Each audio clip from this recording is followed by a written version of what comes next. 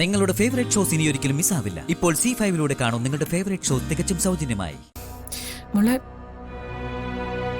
കുളിച്ചപ്പോ മുറിവ് നനച്ചില്ലല്ലോ അല്ലേ? ഇല്ല, നനഞ്ഞില്ലമ്മേ.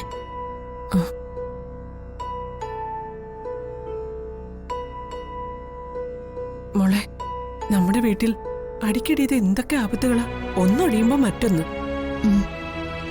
ഇന്നലെ രാത്രി ആരും മനഃപൂർവ്വം മോളെ കൊല്ലാൻ നോക്കിയതാ.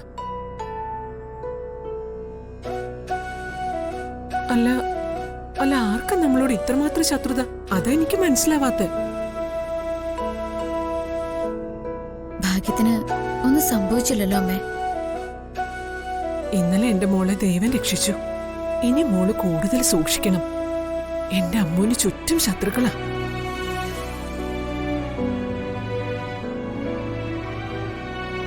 ഇന്നലെ കിടന്നിട്ട് എനിക്ക് ഉറക്കം വന്നില്ല മോളെ. വെളുക്കുന്നത് വരെ ഞാൻ ഒരുപോലെ കണ്ണടച്ചിട്ടില്ല. അയ്യോ, എന്താ അമ്മേ, സുഖമില്ലാതായോ? എന്നിട്ട് എന്താ എന്നെ വിളിക്കാതിരുന്നേ? അതല്ല മോളെ, നീ അനുഭവിക്കുന്ന വേദന അതോർത്തിട്ട് എനിക്ക് സമാധാനം കിട്ടുന്നില്ല.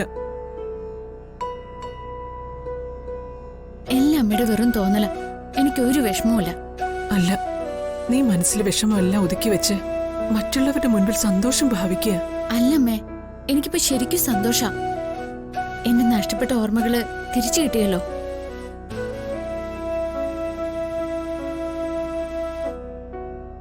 അത് മാത്രമല്ല, ചേച്ചി അദ്ദേഹവും എന്നെ ഒരാളെ കരുതിയ ശാന്തിമുഹൂർത്തം വരെ മാറ്റിവെച്ചത്. അത് കുടുംബത്തിലെ എല്ലാവർക്കും കൂടി സന്തോഷമായിട്ട് നടത്താൻ പറ്റിയില്ലേ? ഇല്ലെങ്കിൽ എനിക്ക് ഒരിക്കലും മനസ്സമാധാനം കിട്ടുമായിരുന്നില്ല.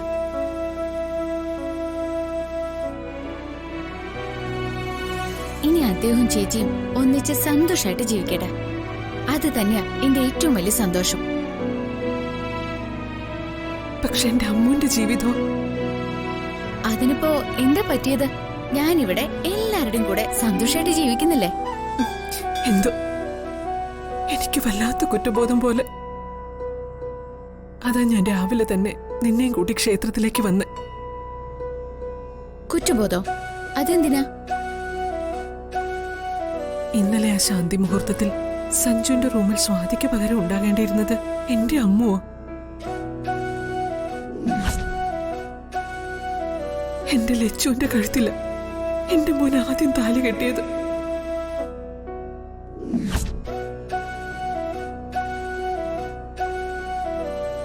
എന്റെ മനസ്സിലിപ്പോഴും എന്റെ മരുമകളെ നീയ. അങ്ങനെയല്ലെന്ന് എന്റെ മനസ്സിനെ പറഞ്ഞു പഠിപ്പിക്കാൻ ഞാൻ പലവട്ടം ശ്രമിച്ചു. പക്ഷെ കഴിയുന്നില്ല.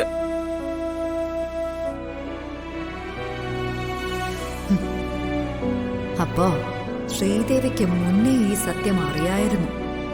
എന്നിട്ട് ഒന്നും അറിയാത്ത പാവത്തിനെ പോലെ അഭിനയിച്ചതാ. അമ്മേ, ഞാൻ പലതവണ പറഞ്ഞതല്ലേ, എന്റെയും അദ്ദേഹത്തിന്റെയും മനസ്സിൽ അങ്ങനൊരു ചിന്തയില്ലെന്ന്. ഞാൻ ആത്മാർത്ഥതയോടെ ചേച്ചി അദ്ദേഹത്തിനെ ഒന്നിപ്പിച്ചത്. അത് നിന്റെ മനസ്സിന്റെ നന്മയാ. പക്ഷെ എനിക്ക് എന്റെ മോളോട് എന്തോ ഒരു വലിയ തെറ്റ് ചെയ്ത പോലെ തോന്നുക. എന്റെ മോള് മുന്നിൽ നിൽക്കുമ്പോ എനിക്കെന്തോ എന്റെ തല കുനിഞ്ഞു പോവാ.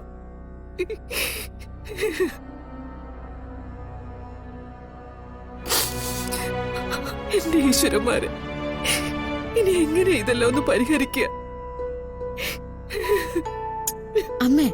അമ്മ വെറുതെ ഓരോന്നോർത്ത് വിഷമിക്ക. അല്ല മോളെ, അതങ്ങനെയല്ല.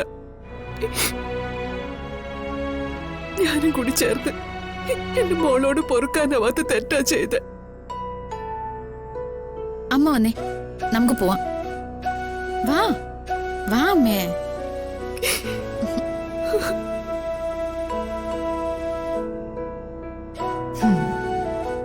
ശരി, അപ്പൊ അങ്ങനെയാണ് കാര്യങ്ങൾ. ശ്രീദേവിയുടെ മനസ്സിൽ ഇപ്പോഴും അതൊക്കെയാണ് മോഹം. ഇന്നലെ രാത്രി മനസ്സ് തുറന്ന് അവളോട് സംസാരിച്ചോ? സംസാരമൊന്നും ഉണ്ടായില്ല. അമ്മ ഇറങ്ങി വന്നില്ല അല്ലേ? എന്റെ വാക്ക് തള്ളിക്കളയാൻ അവൾക്ക് എങ്ങനെ തോന്നി? അമ്മ പോവില്ലെന്ന് സഞ്ജു പറഞ്ഞിട്ടും ഞാൻ വിശ്വസിച്ചില്ല. സോറി ഗോവിന്ദ്. ലച്ചു വരാതിരുന്നില്ല. സ്വാതി പറഞ്ഞ സമയത്ത് തന്നെ അവൾ താഴെ വന്നു. പിന്നെന്താ സംസാരിക്കാതിരുന്ന? ഇതിപ്പോ സച്ചിയുടെ അവസ്ഥയായല്ലോ ഗോവിന്ദന്. പറയാനുള്ളത് ആരുടെ മുമ്പിലാണെങ്കിലും എന്തിനാ ഗോവിന്ദ് പറയാൻ പഠിക്കുന്നേ? സ്വാതി ഞങ്ങളെ കുറ്റപ്പെടുത്താതെ സംസാരിക്കാൻ ഒരു അവസരം ഒത്തുവരണ്ടേ? ആരുടെയെങ്കിലും ഇടപെടലുണ്ടായോ? ഇടപെടലുണ്ടായി.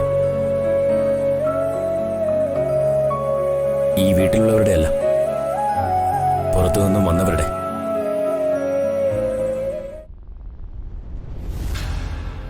ഗോവിന്ദ് ഒന്ന് വ്യക്തമാക്കി പറ.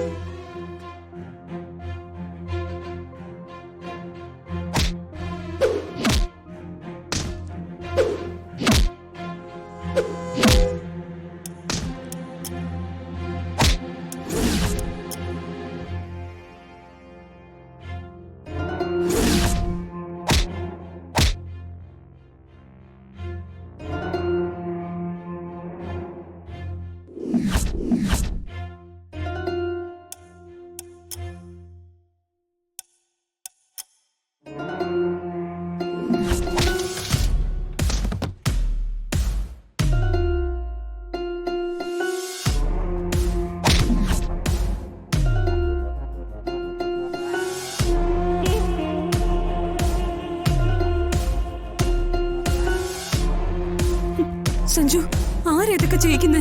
നമ്മുടെ ശത്രുക്കൾ ആരാണെന്ന് നമുക്ക് തന്നെ അറിയാവുന്നതല്ലേ? ദൈവമേ, അമ്മോന് എന്തെങ്കിലും പറ്റിയെങ്കിലോ? ഗോവിന്ദ് എന്താ ഞങ്ങൾ ഇതൊന്നും അറിയിക്കാതിരുന്നത്? വന്നവരെയൊക്കെ ഞാൻ കൈകാര്യം ചെയ്ത് വിട്ടു. അവരോടി രക്ഷപ്പെടുകയും ചെയ്തു. അപ്പോ നിങ്ങളെ കൂടെ ടെൻഷൻ അടിപ്പിക്കണ്ടെന്ന് ഞാൻ കരുതി.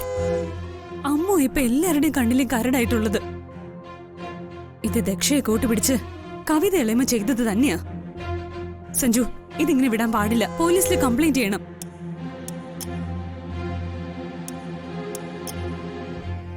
സംശയമുള്ളവരുടെ പേര് പറയാൻ പറഞ്ഞ സ്വാതി കവിത എളമയുടെ പേര് പറയൂ. തെളിവില്ലാതെ പരാതിപ്പെട്ടിട്ടൊന്നും കാര്യമില്ല.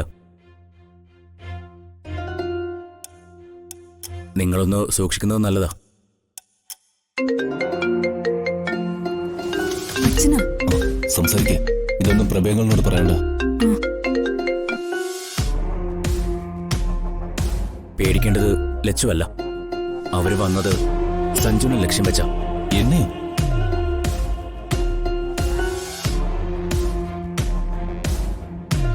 അതെ,